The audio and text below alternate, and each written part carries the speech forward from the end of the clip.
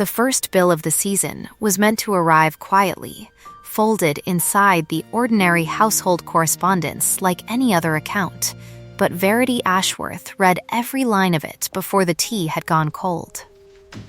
She did not gasp. She did not set down the paper as though it burned her. She did not give the footman waiting by the door the satisfaction of a single flinch, and so she folded the letter along its original crease, thanked him for bringing it up, and asked, in a voice pitched for nothing more than the weather, whether it would rain before noon.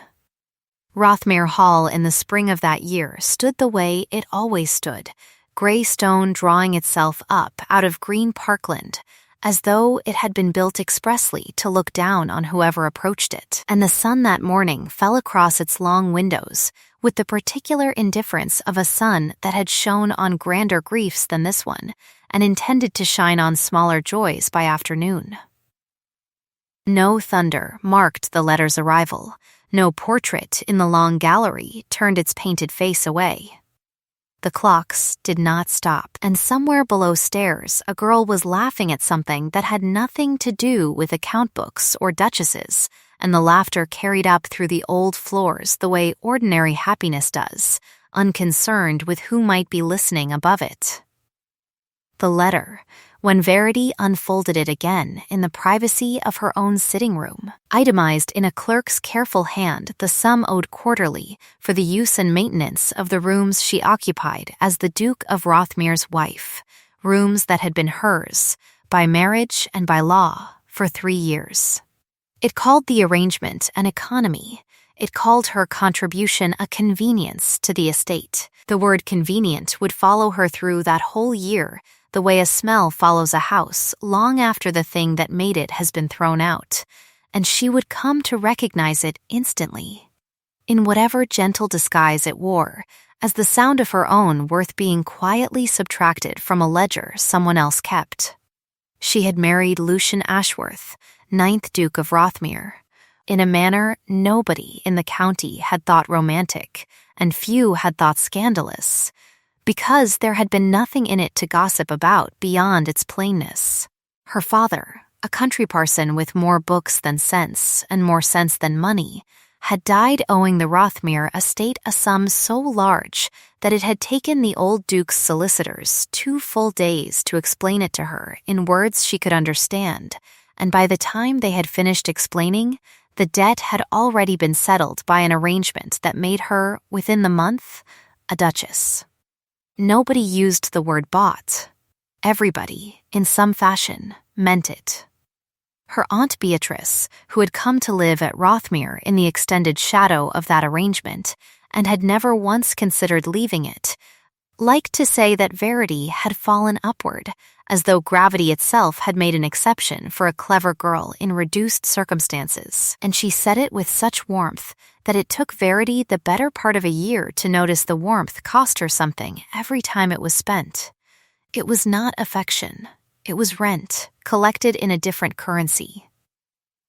The heirloom Verity carried into that marriage fit easily into one hand, a small marbled account book that had belonged to her mother, its back cover cracked along an old fold, its spine mended crookedly with waxed thread by a woman who had never had the money for a bookbinder and had never once, in the margins of her own careful sums, sounded as though she minded. Her mother had kept house on almost nothing for 11 years and had somehow made the almost nothing feel, on the page, like abundance.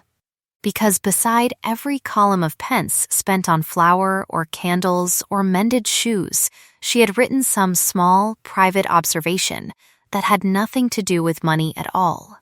A note that the roses had opened early, that the baby had laughed for the first time, that her husband had come home singing, though he could not carry a tune. "Keep your own accounts, child," she had told Verity once, pressing the book into her hands during the last winter of her life, her fingers thin and cool and steady despite everything the doctor had already told them both. A woman who keeps her own accounts never has to beg to be counted. Verity had been 11 years old and had not understood it as anything but comfort. She understood it differently now, in a house with more silver than her mother had ever seen in a lifetime, where every comfort came stamped, invisibly, with someone else's price. Nobody at Rothmere Hall had ever seen her open that small marbled book without also seeing, in the same glance, exactly how little it was worth. Which was precisely why nobody but Verity ever noticed that she opened it at all. She had brought a kind of competence into the marriage that nobody had thought to ask for, and nobody, for 3 years, had thought to acknowledge.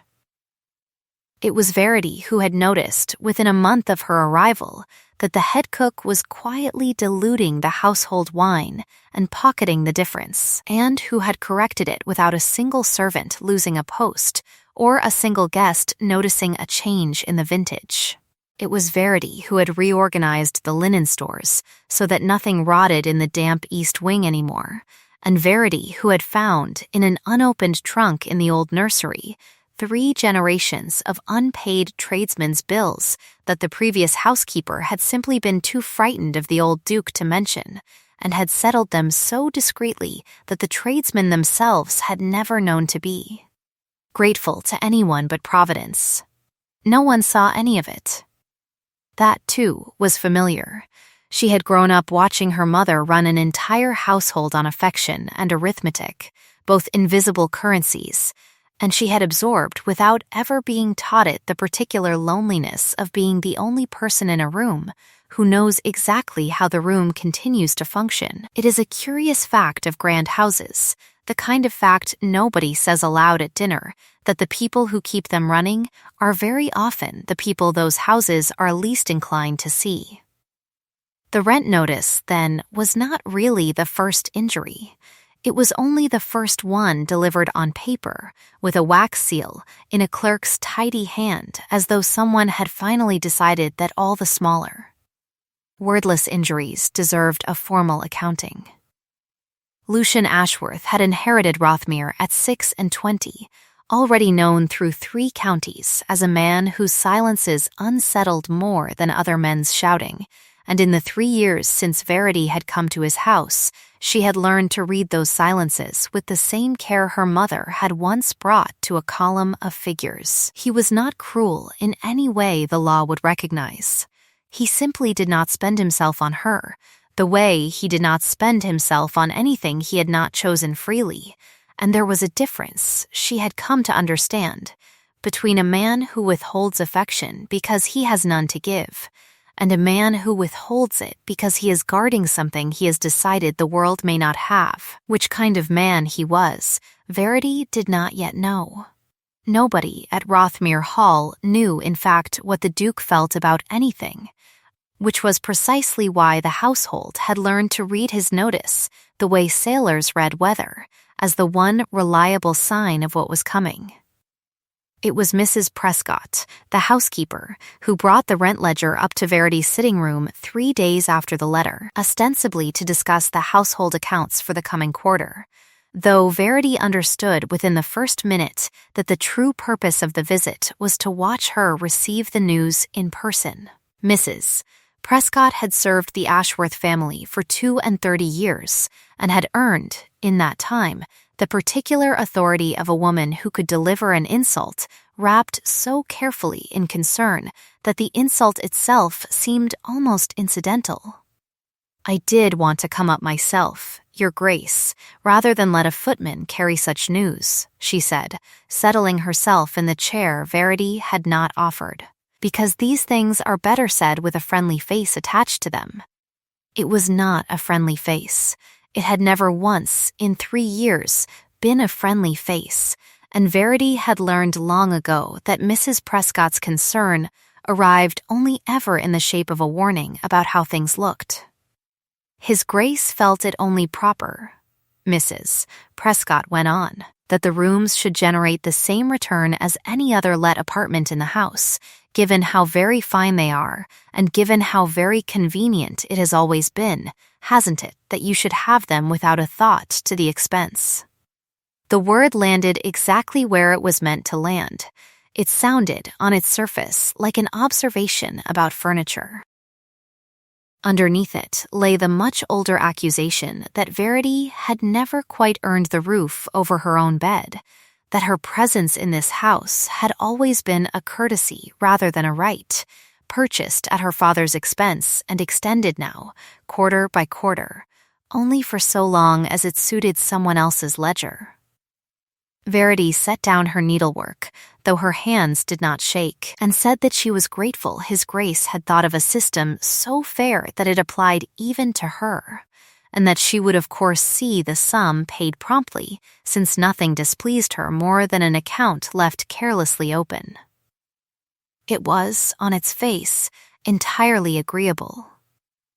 Underneath it, and Mrs. Prescott heard it, and colored very slightly at the hairline, where her cap did not quite cover it, lay the much sharper observation that whoever had devised this particular economy had chosen to apply it only to the one person in the house who could least afford to argue with it. Mrs. Prescott gathered her ledgers with rather more haste than the conversation required, and said, at the door, that she was sure her Grace would find country living quite manageable once she grew accustomed to it. As though Verity had arrived from some foreign and less disciplined nation rather than from a parsonage 4 counties distant, and left before Verity could answer that. It was not a farewell, it was a verdict, delivered and filed. Below stairs, within the hour, the story had already acquired the small elaborations that gossip adds the way barnacles gather on a hull. Until by supper time, half the household believed the young Duchess had wept, and the other half believed she had laughed in Mrs. Prescott's face, and neither half was correct, because what Verity had actually done, once the door closed, was sit very still for the length of 11 breaths, and then open her mother's small marbled account book to a blank page, and begin. In a hand as steady as she could make it, a private ledger of her own, the first entry of which read simply, "Rent, 1 year, paid in full," and left the sum blank, because she did not yet have it, and because writing the intention down was, in its own quiet way, the beginning of a decision rather than the record of one already made. It is a particular kind of cruelty, society's oldest and most deniable kind, that dresses itself as arithmetic. A debt collected in coin can be repaid and forgotten. A debt collected in the currency of belonging, in the endless small reminders of what one is permitted rather than what one is owed, compounds instead, quietly, at a rate nobody troubles to calculate aloud. The public small death, when it came at a dinner held a fortnight later to mark the visit of Lord Ashworth's cousin from town, a gathering large enough that half the county's better families had crowded into Rothmere's long dining room, beneath candlelight warm enough to make even the coldest faces look, for an hour or two, almost kind. Lady Cassandra Ashworth, the Duke's younger sister, had arranged the seating herself, which was itself a kind of announcement, since Cassandra never arranged anything without meaning something by it. She had placed Verity at the far end of the table, beside an elderly baronet who was half-deaf and wholly devoted to the subject of drainage, and had placed herself, laughing, luminous, dressed in a shade of green that made every other woman in the room look faintly unwell by comparison, directly at her brother's right hand, where a wife might reasonably have expected to sit. Cassandra possessed the particular gift, rare and dangerous, of turning an insult into a compliment before anyone in the room had time to be offended on the victim's behalf. "How clever you are," she said to Verity, once the soup had been cleared, "to have found such economy in everything, even in your seating. I'm sure Sir Alfred will tell you all about his new drains. You always did have such a talent for making the most of very little." The table laughed, not all of it, not even most of it, but enough, because Cassandra's wit came with a license nobody else's carried, the particular license granted to those the world has already decided to reward. The words sounded like praise, The pressure beneath them was not, and everyone at the table who had heard about the rent ledger, and by now, thanks to Mrs. Prescott's fortnight of careful confidences, that was nearly everyone, understood exactly which little nothing Cassandra meant by very little. Verity did not turn toward the head of the table to see whether the Duke had heard it. She did not lower her eyes to her plate as though the words had found their mark. She did not give the room, or Cassandra, or the small attentive silence that followed, the satisfaction of watching her flinch, and instead she smiled the exact smile she had learned to keep in reserve for occasions precisely like this one, and said that she was sure Sir Alfred's drains were a good deal more interesting than anything she had to offer, since at least a well-built drain knew where it was going. It earned a startled laugh from the baronet, who had not expected wit from a young woman seated beside him as an afterthought, and it earned, from Cassandra, a flicker of something that vanished before it could be named, and it earned, from the Duke, nothing visible at all, though Verity, glancing once and only once down the long candlelit length of the table, thought she saw his hand still for half a second over his wineglass before it continued its progress to his lips, as though some small mechanism inside him had briefly, almost imperceptibly, caught it was not admiration. Not yet. It might have been nothing more than the ordinary attention any host pays when a dinner threatens to turn unpleasant in his own house, and Verity told herself firmly that it was exactly that and nothing more. Because it did not do, she had learned, to build hope out of half a second's stillness in a man who otherwise gave her none at all. The dinner continued. That was the particular horror of these small public deaths, that the world never paused to mark them. The fish course came and went. Lord Ashworth's cousin from town told a long story about a horse race that made everyone laugh in the ordinary, undamaged way people laugh at ordinary things, and the candles burned exactly as low as candles burn on any evening, and by the time the ladies withdrew, Cassandra's little remark had already been folded into the evening's general current of pleasantries, remembered by no one but the woman it had been aimed at, and perhaps, though she could not have said for certain, by the one man in the room whose opinion she had promised herself, months ago, that she would stop hoping to earn. Later that night, alone, Verity took out the marbled book again and wrote the second entry beneath the first, sat beside Sir Alfred, learned 3 things about drainage, was not seen. It was not self-pity. It was, if anything, closer to accounting, the same discipline her mother had brought to flower and candles, a refusal to let a day pass unrecorded, simply because no one else had thought it worth recording. A woman's dignity, she was coming to understand, was very often maintained not by the grand gestures other people imagined, but by these small, private ledgers kept in the dark. The quiet insistence that a thing had happened and had cost something and had been survived. It was some weeks after the dinner, on an afternoon when the household had settled into the particular hush that falls over a great house between the business of morning and the business of evening, that the Duke first had occasion to see, rather than simply hear about, what his wife was actually capable of. A fire had broken out in the estate office, not a large one, contained within minutes by the quick action of a footman with a bucket, but large enough that the ledgers stored along the east wall had been half soaked before anyone thought to move them, and the estate's steward, a nervous, competent man named Holloway, who had never in his life had to explain a disaster of this size to his employer, had gone quite gray at the prospect of telling the Duke that 3 years of tenant accounts might be lost.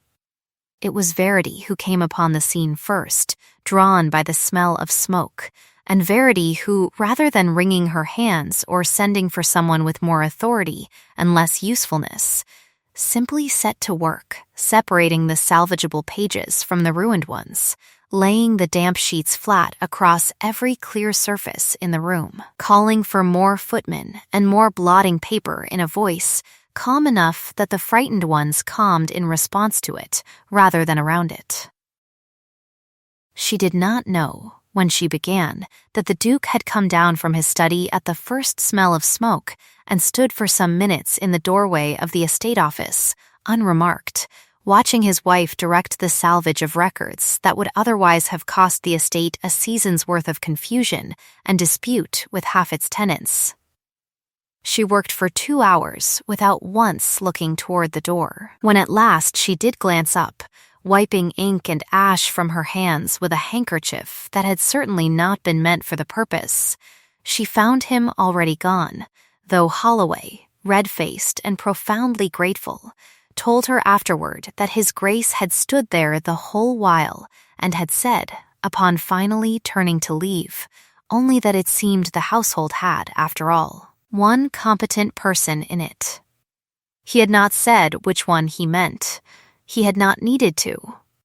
It was the kind of remark that traveled through a great house faster than any formal announcement, and by evening even Mrs. Prescott had heard a version of it, delivered with the particular carefulness of a servant, repeating something she has not yet decided how to feel about. Verity, hearing it secondhand from a maid who clearly thought she was delivering good news, felt something in her chest that she did not allow herself to name. Not admiration, not yet, not even hope, but something adjacent to both. A small, unfamiliar warmth that she treated the way one treats an ember found unexpectedly alive in a cold grate, worth tending carefully. Worth not exposing too soon to any wind that might put it out. The Duke did not mention the fire to her directly for 4 more days, and when he finally did, it was in a manner so oblique that she almost missed it entirely.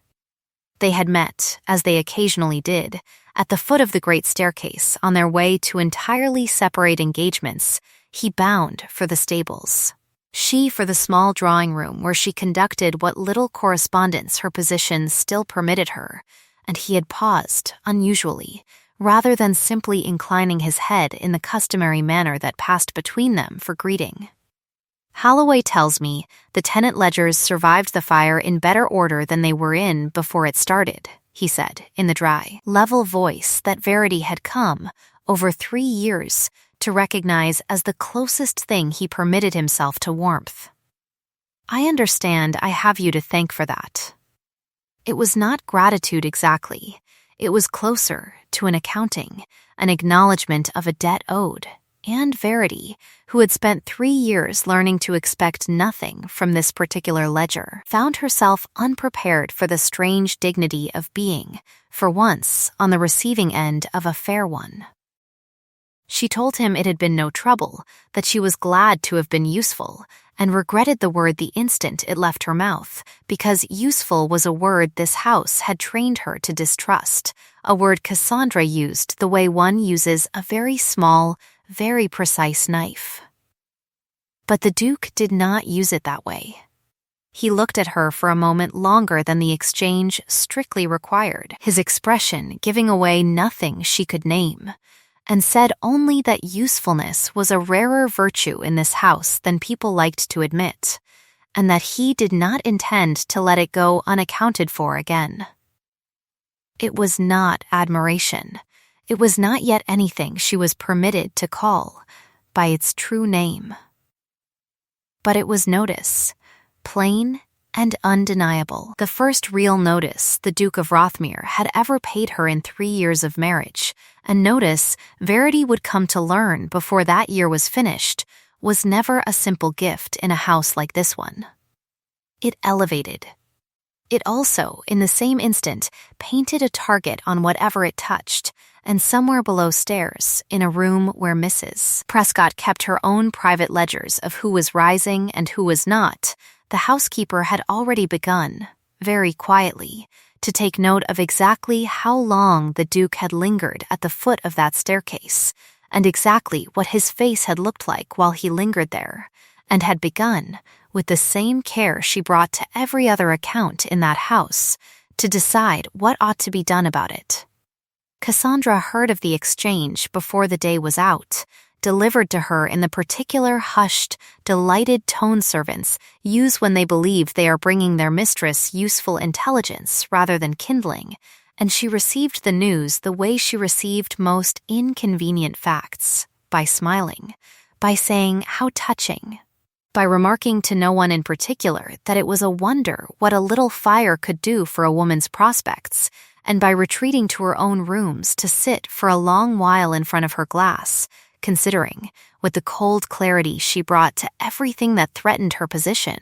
exactly how much room there truly was in this house for two women the Duke of Rothmere might be persuaded to notice. It is a rule of houses like Rothmere Hall, unspoken but universally understood, that attention is the scarcest currency of all, scarcer than land, scarcer than title, because unlike land or title, it cannot be settled by contract or inherited by right. It must be given, freely, by a person whose good opinion cannot be purchased, and once given, it draws every other kind of currency toward it, the way a lit window draws moths across a dark garden.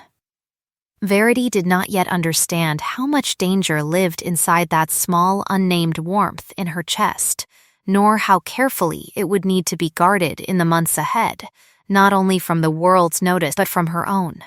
And so she did what she had always done, what her mother had taught her before she had a name for it. She opened her small marbled book that evening, in the quiet of her own rooms, the rooms she had lately begun, with something like grim humor to think of as rented, and she wrote a third entry beneath the first two, in a hand that betrayed, if one knew to look for it, the very faintest unsteadiness that had not been there before. He said usefulness would not go unaccounted for again, she wrote, and closed the book without adding anything further, because some entries she was learning were more honest left unglossed, and because the rest of what she felt about that sentence was not yet hers to write down, not yet safe, not yet certain enough to survive being seen even by herself in ink. By the following week, the household at Rothmere had settled into a new and uneasy arithmetic, one in which the Duke's notice of his wife had become a fact that everyone below stairs accounted for even as nobody above stairs acknowledged it aloud, and Verity herself moved through her days with the particular care of a woman walking across ice she has been told will hold her weight but has not yet tested with her full self.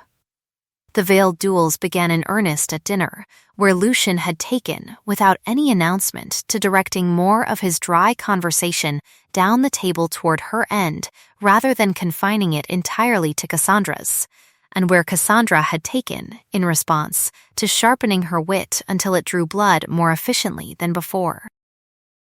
"You have grown very quiet lately," Cassandra observed one evening, watching Verity over the rim of her glass with the bright, assessing look of a woman totaling a column she does not like the sum of. "I had always thought quietness was the last luxury left to those with nothing else to spend." The words sounded like an observation about temperament. The pressure beneath them was the same pressure that had been building for months.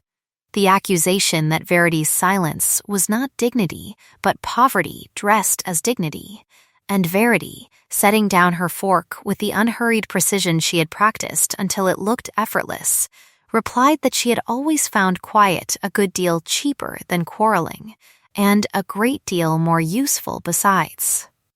since one learned so much more by listening than by being listened to. It was not a rebuke. It relocated the fault so neatly onto the very idea of loud opinions that half the table laughed before they realized whose loud opinions had just been indicted, and it was into that small ripple of laughter that Lucian said, without raising his voice at all, that he had always found a woman who listened worth 10, who merely performed being clever, and the table's laughter thinned at once into something more careful, because everyone present understood exactly which two women had just been weighed against each other and which one the Duke of Rothmere had just, in his dry and understated way, declared the heavier. It was not a declaration of love. It was restraint doing the work that declarations usually do, and Verity felt it land somewhere beneath her ribs with a force that frightened her more than any direct compliment could have. Because a compliment could be dismissed as courtesy, and this could not be dismissed at all. Rank moved loudly in that house even when it whispered, and for the first time in 3 years, Verity understood that the Duke's whispers were beginning to move in her favor. A society draws its cruelest arithmetic from the assumption that worth must be inherited or purchased to be real. It takes a very particular kind of man to notice that some worth is earned instead, quietly, in rooms nobody else is watching, and it takes an even rarer kind of man to say so at his own table in front of his own sister without appearing to say anything at all. Harriet, Lady Combe, arrived at Rothmere 3 days later for what she called a call of pure self-interest, since she had exhausted the gossip of her own household and required fresh material, and she settled into the small drawing room with the particular ease of a woman who had buried one husband, inherited his fortune, and decided that the resulting freedom was worth more than any second marriage currently on offer. She had known Verity since before either of them had titles worth mentioning, and she had the rare gift, in a house full of deniable cruelty, of simply saying true things aloud. "You look," she said, pouring her own tea without waiting to be served, "like a woman doing sums she has not yet let herself finish." Verity said she did not know what Harriet meant.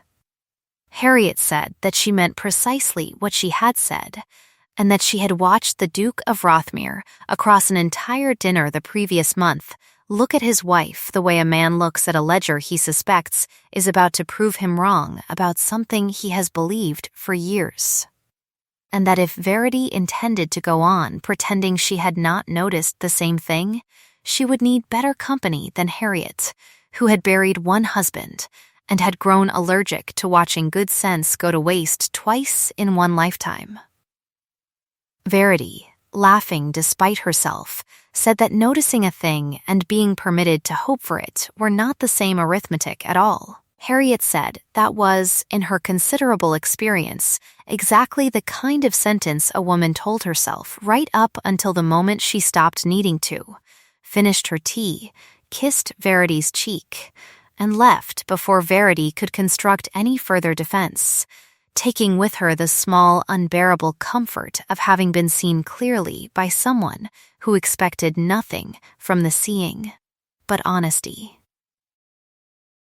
The Dowager Duchess Augusta arrived at Rothmere for her customary spring visit not a fortnight after that, preceded by a reputation so formidable that 2 housemaids had already resigned rather than face her inspection of the linen, and she took one look at Verity across the entrance hall before a single word of greeting had passed between them, and said, in the carrying voice of a woman who had never once in 80 years worried about being overheard, that her grandson's wife looked a good deal thinner than she had any business looking in a house with Rothmere's kitchens, and that someone had better tell her why before supper. Augusta Ashworth possessed the particular license of age and rank combined, the freedom to say precisely what she observed without softening it into courtesy, and she used that freedom the way other women used fans, as both ornament and weapon. She had heard, within her first day at Rothmere, the general shape of the rent arrangement, delivered to her in Mrs. Prescott's most carefully sympathetic tones. And she had listened to the entire explanation with her hands folded and her face perfectly still, and had then said, into the silence that followed, that she had buried 2 husbands and outlived a king's ransom in fashionable opinion, and that in all that time she had never once heard of an economy so precisely aimed at humiliating exactly one person in a household of 40. And that she would thank Mrs. Prescott to explain, in words a woman of her age could follow, without difficulty, whose idea that had actually been. Mrs. Prescott had not answered the question directly, which the dowager noted, aloud, was itself an answer. It is a particular comfort, rarer than people credit, to be believed instantly, before any evidence has been offered, simply because the person doing the believing has decided your worth is not actually in question. Verity had lived 3 years without that comfort, and felt it when Augusta offered it within a single afternoon, land somewhere close to where her mother's old aphorism had always lived, a small warm weight she had not realized she was still waiting to feel again.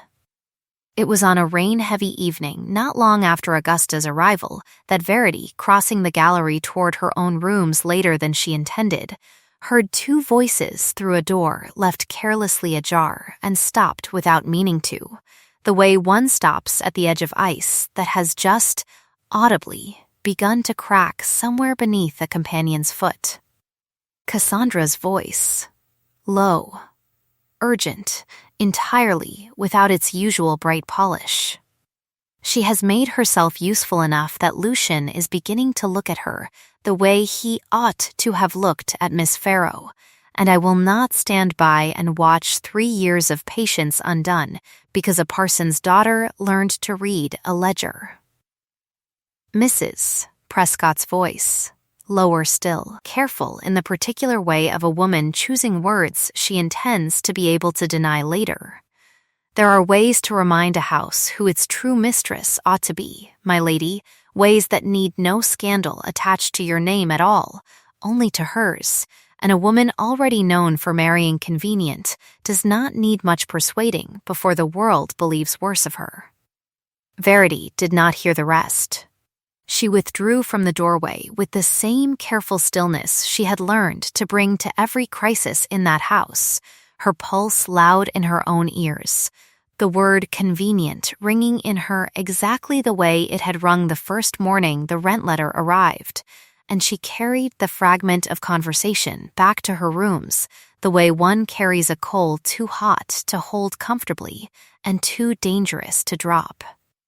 Turning it over and over, uncertain yet what shape the coming injury would take, but entirely certain, for the first time since her marriage, that an injury was coming, and that it had already been decided upon, and that she alone, of everyone in that great cold house, currently knew its shape was already loaded.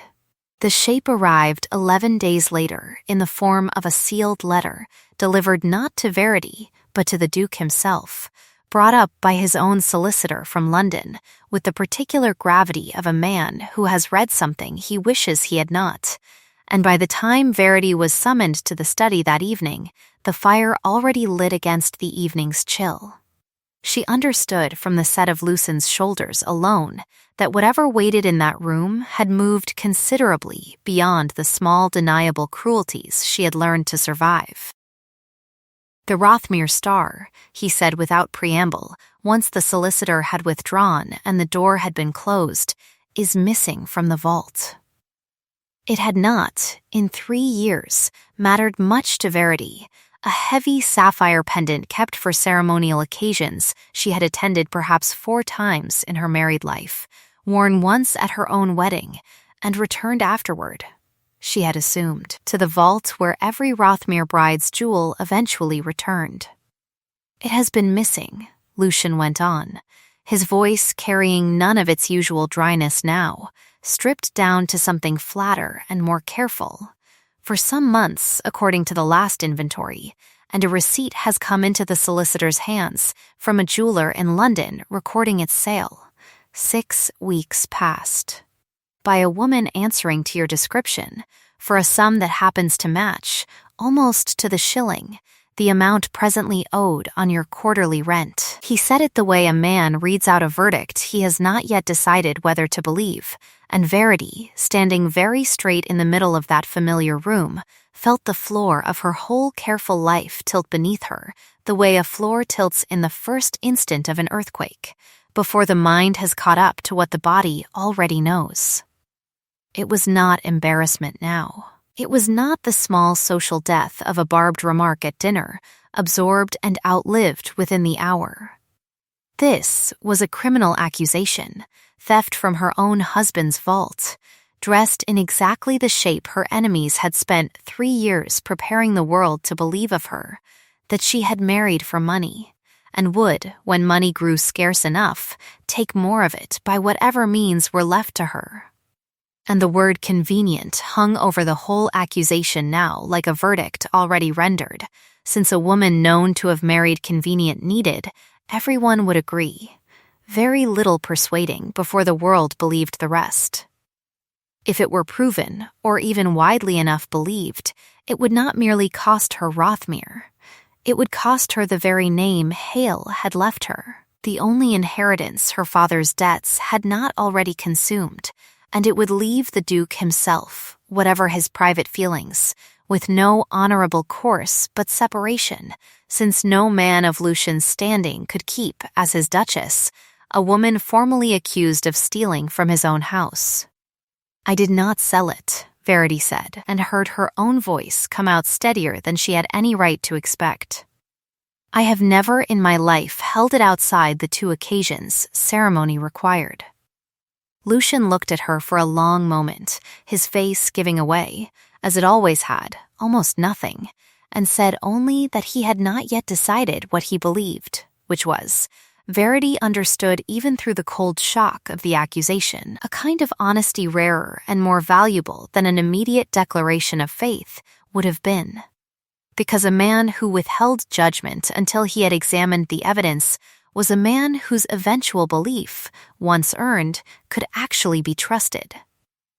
It was Augusta who supplied the immediate faith that Lucian, bound by his own scrupulous fairness, would not yet permit himself. She arrived in the study within the hour, summoned by a note Verity had not even known had been sent, and stood in the doorway in her dressing gown with her white hair loose about her shoulders, and said, before anyone had finished explaining the accusation to her a second time, that she had known this girl for exactly 1 fortnight and had watched her run this entire household on more since then.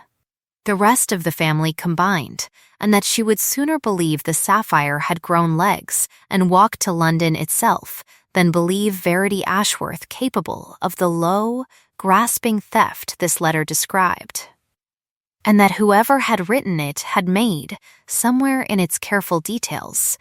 a mistake, because liars always did, and the only sensible course now was to find it. It is a great mercy, seldom acknowledged, to be believed before you have proven yourself, by someone whose belief in you asks nothing in return but the chance to be right. Verity would remember, long after that year had ended, that it was Augusta's fierce, unprovoked faith, more than any evidence eventually produced, that had kept her upright through the 3 days that followed. 3 days spent with the solicitor's papers spread across the study table, while rain hammered steadily at the tall windows, as though the sky itself had decided to keep pace with the household's mounting dread. The receipt itself, when Verity finally examined it closely on the second evening, described the pendant in exquisite, damning detail, save for one particular that caught her attention the way a snagged thread catches a careful eye. A small inconsistency she might have missed entirely had her mother not spent 11 years teaching her to read a column of figures for exactly this kind of quiet.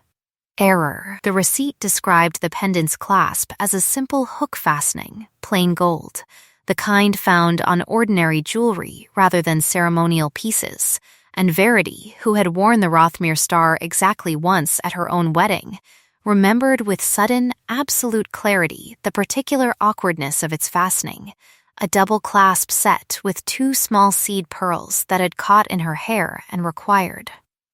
Augusta's own maid to unfasten, a detail so specific and so at odds with the plain hook described in the receipt that it could not possibly have been an honest error made by anyone who had actually held the true stone in their hands.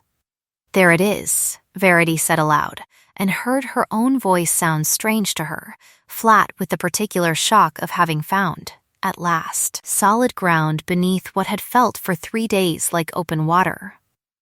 "Whoever sold this pendant in London," she said, turning to where Lucian sat across the table, his face unreadable in the low firelight, did not sell the Rothmere star at all, because the Rothmere star has a double clasp set with pearls, and this receipt describes a plain hook, which means either the jeweler recorded the sale from memory and erred on a detail no honest seller would have gotten wrong, or the woman who sold it that day was never given the true pendant to sell in the first place,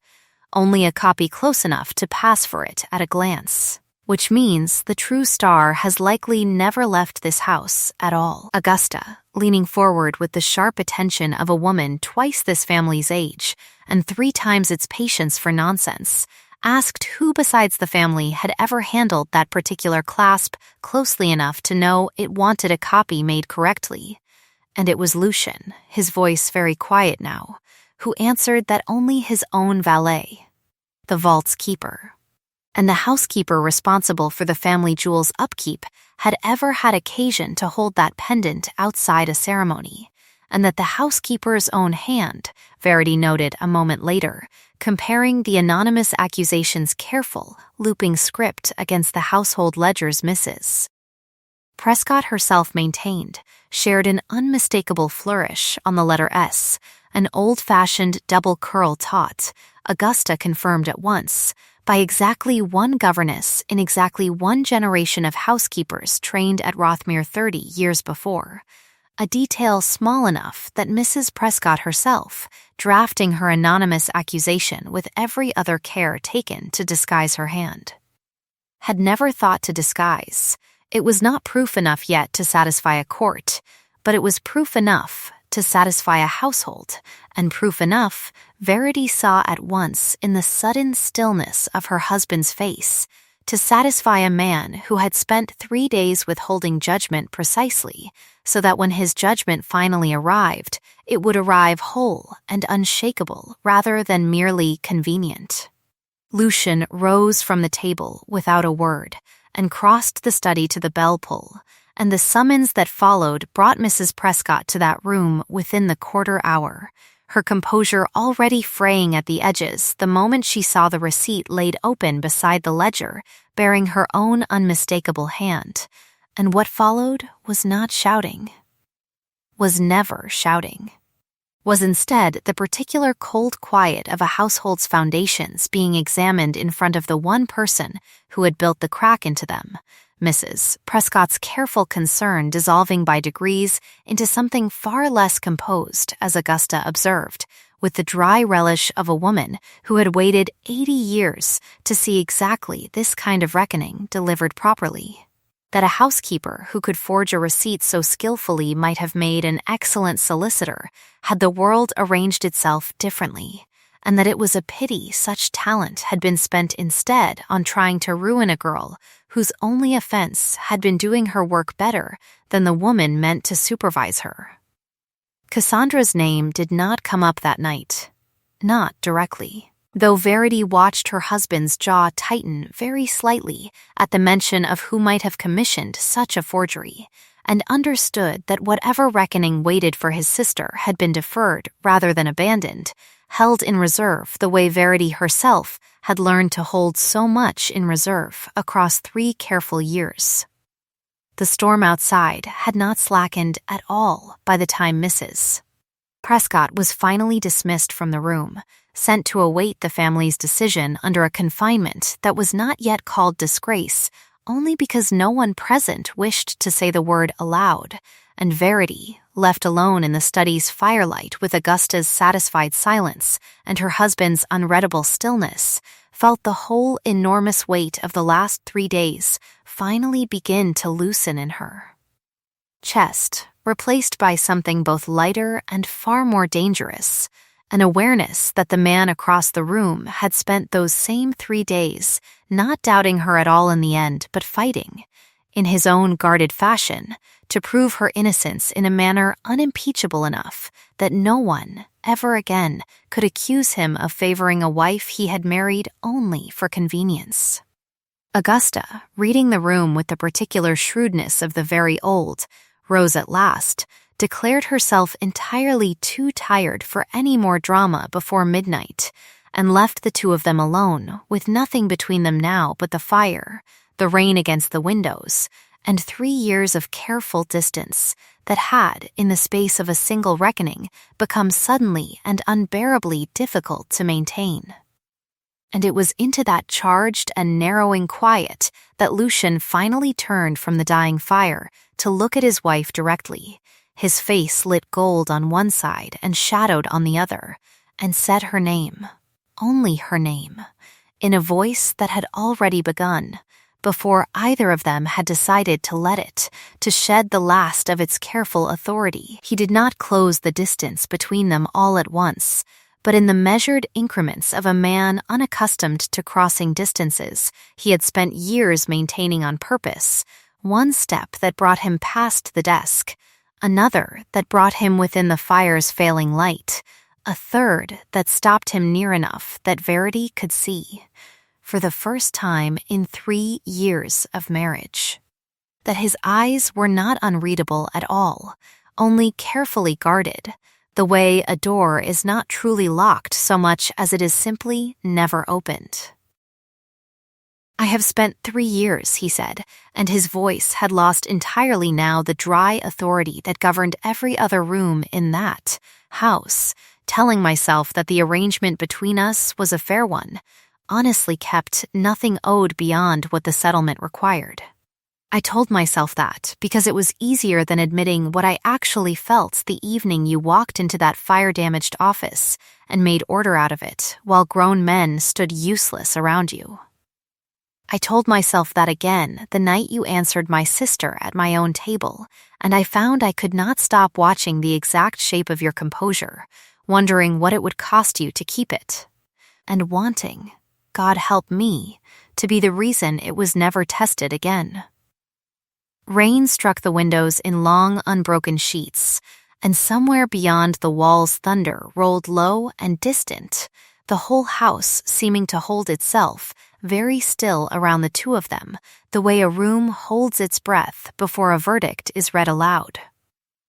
"I charged you rent," he said, and here his voice roughened in a manner Verity had never once heard from him, because the settlement your father signed left you nothing in your own name, no allowance the trustees could not claw back at the first hint of scandal, and I could not give you money outright without every solicitor in London asking why the Duke of Rothmere suddenly wished to enrich a wife he had married for duty.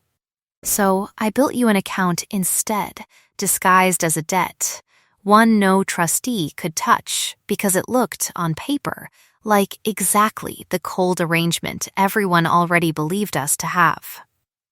It was never meant to humiliate you. It was the only door I could find that let me give you something entirely your own, without giving the world a reason to take it away again. And I let you believe the worst of me rather than risk you refusing money that came with my name attached to it. And I have watched you carry that belief for months now with more grace than I deserved for causing it. Verity stood very still, the fire's last coals settling with a small collapsing hiss behind him, and felt the old ledger of grievance she had kept so carefully, entry after entry, begin to reorganize itself into a different shape entirely, though she did not yet let it show. "It does not undo the months I spent believing myself merely tolerated in my own home," she said, and heard her own voice come out steady, quiet, entirely without triumph, because this was not a moment for triumph, but for the plain accounting her mother had taught her to value, above all easier currencies. A kindness explained after the fact is still a kindness, but it is not yet trust, and I find I have grown too fond of my own dignity these 3 years to surrender it the instant a good reason is finally offered for what felt, at the time, exactly like contempt. It was not defiance for its own sake. It was the same restraint that had carried her through Cassandra's dinners and misses, Prescott's ledgers, and every small, deniable cruelty this house had offered her, applied now, for the first time, to the one man whose good opinion she had spent 3 years refusing to need, and Lucian, hearing it, did not flinch from it the way a lesser man might have, did not retreat back into the safety of his old dry authority, but instead came the final half-step closer. Near enough now that she could see the effort it cost him to keep his own voice level. "I am not asking you to forgive 3 years in one evening," he said. "I am asking something smaller, and I think considerably harder. Not because your father's debt made this marriage necessary, not because the settlements would be troublesome to unravel now, not because it would spare either of us the scandal a separation would invite.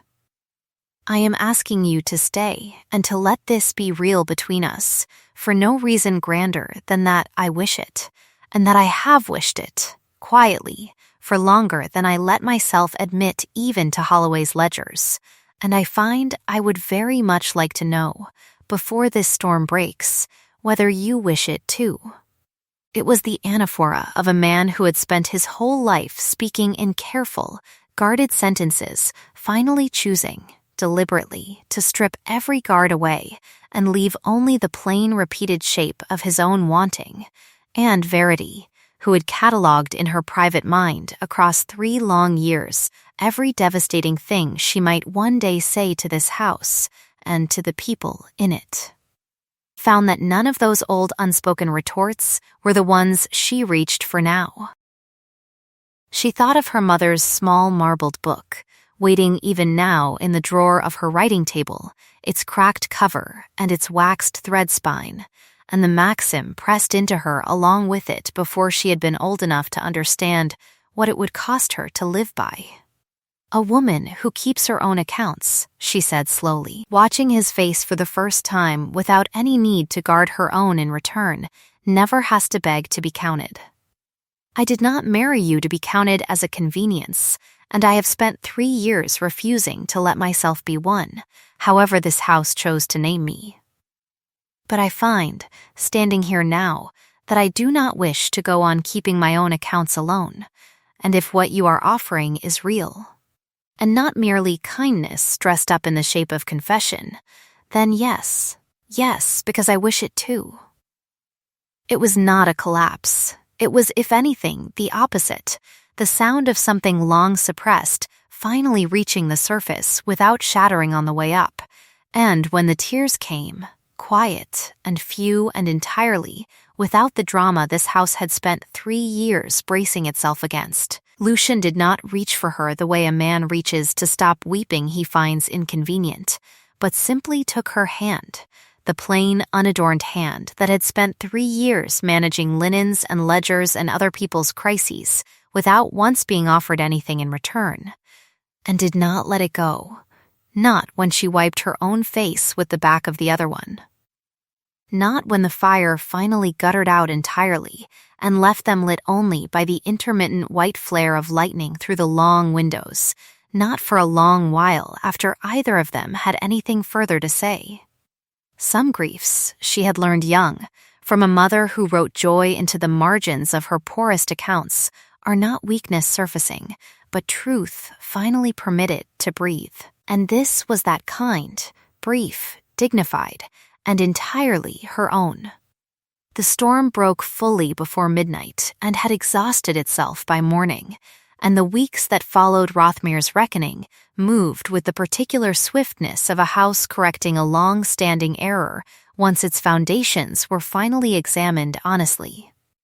Mrs. Prescott did not remain in the Rothmere household past the month's end, her departure arranged with a quiet severity that nonetheless spared her the public disgrace she had attempted to manufacture for someone else, and Cassandra, though she remained a Ashworth by name, found her brother's patience for her particular brand of charm considerably reduced, her invitations to arrange his household's affairs, or its seating, or its opinions of his wife,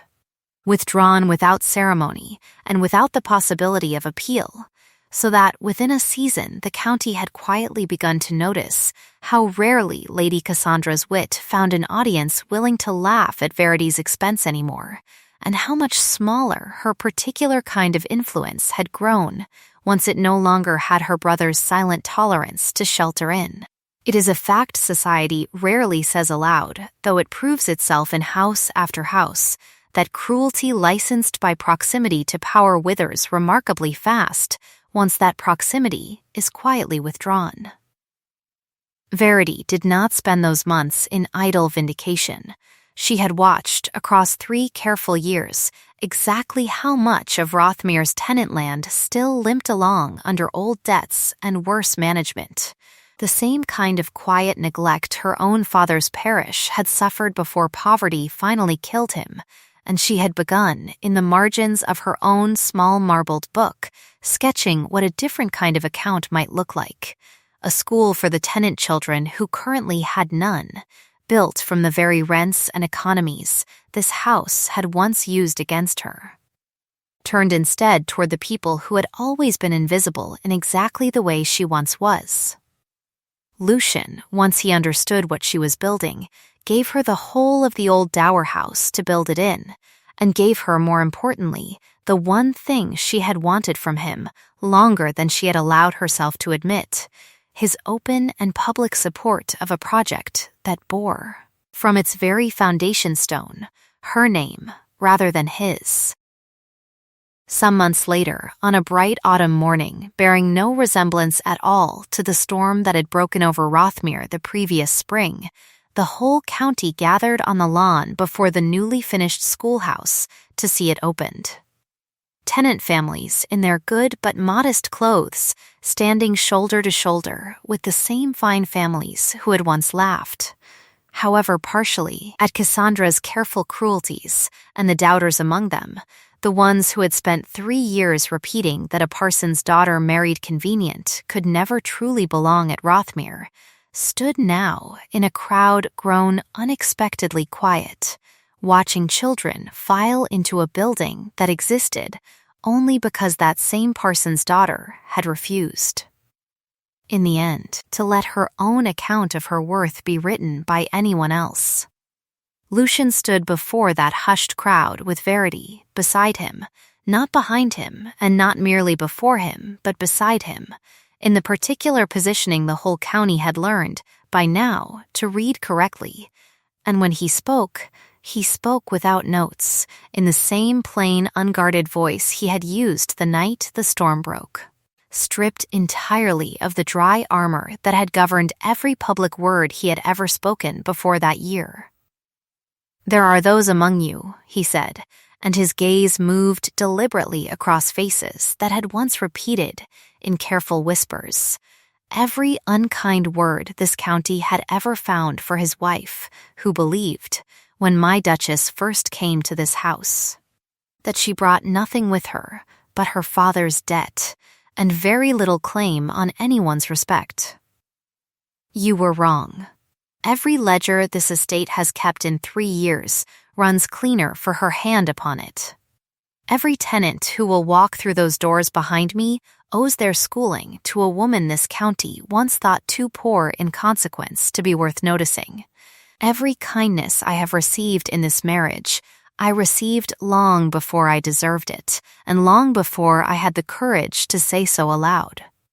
She was never the convenient arrangement this county liked to name her. She was always, from the very first ledger she balanced in a burning room 3 years ago, worth believing in, and I am only sorry it took the whole of this county, myself very much included, this long to finally count her correctly. The applause that followed was not the qualified, partial laughter this county had once granted Cassandra's cleverness, that reluctant, socially obligated response to wit performed for an audience. It rose instead from every quarter of that gathered crowd at once, genuine, sustained. The particular sound of a room that has finally been given permission to feel what it had quietly suspected all along, and Verity, standing in the bright autumn light with her husband's hand in hers, felt the old assigned diminishment finally, publicly, and permanently subtracted from whatever ledger this county had once kept on her behalf. She had not built the schoolhouse for vindication. She understood, watching the children file past her into their new classroom, that vindication had arrived anyway, the way dawn arrives after a long storm, not as a reward sought, but as a truth the world had simply, eventually, been unable to keep denying. The heirloom that had once seemed so humble, her mother's small marbled account book with its cracked cover and its crooked mended spine, sat now in a glass case just inside the schoolhouse door, opened to the very page where a dying woman had once written that a house is only as poor as the love that keeps its accounts, placed there not as a relic of poverty overcome, but as a founding principle, the first lesson every child who walked through those doors would see before any other. And Verity had insisted on that placement herself, over Lucian's gentle suggestion that some grander object might serve the same ceremonial purpose, because she understood, better than anyone else in that county, exactly how much true worth had always lived inside objects the world dismissed as too plain to matter. That evening, once the crowds had gone and the schoolhouse stood quiet and finished in the last gold light of the day, Verity and Lucian walked the long way back toward the main house through gardens still faintly damp from an early morning rain that had cleared, hours ago, into the kind of high bright autumn sky that makes a person forget storms are possible at all. And it was there,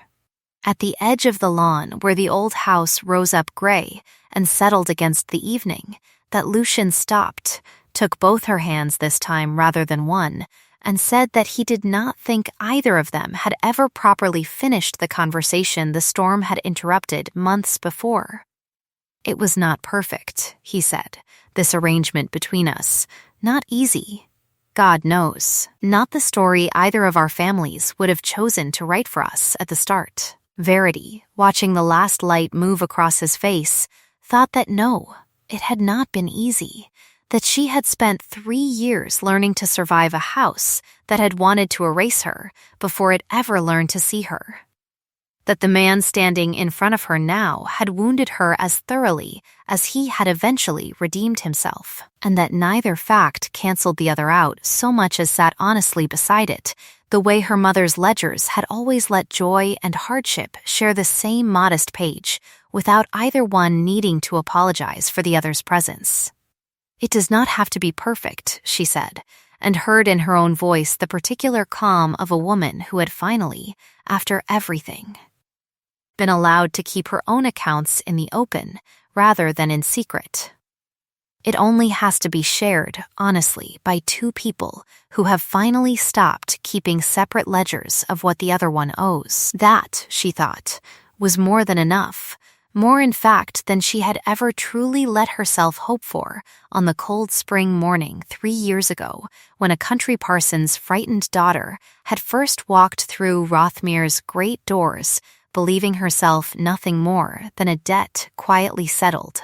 a convenience arranged for someone else's benefit, a name attached to rooms she would never truly be permitted to call her own. She understood now, watching the last of the day's light gild the old stone walls that had once seemed so determined to exclude her, exactly what her mother had always insisted she was, long before this house or this county or even Verity herself had believed it. A woman worth counting, worth believing in, worth every quiet, unglamorous accounting of worth that the world so rarely bothers to keep honestly. Lucian raised her hand then, the same plain hand he had refused to release the night the storm broke over Rothmere, and did not let it go now either, and the 2 of them stood together at the edge of the lawn as the sky above the old house deepened from gold to the soft, settled blue of an evening that held no threat of thunder anywhere within it, her fingers laced through his exactly as they would remain, in the years that followed, through every ordinary and extraordinary reckoning still to come. 2 hands joined and unhurried, facing forward together into whatever the house, and the county, and the long, unwritten future still had left to count.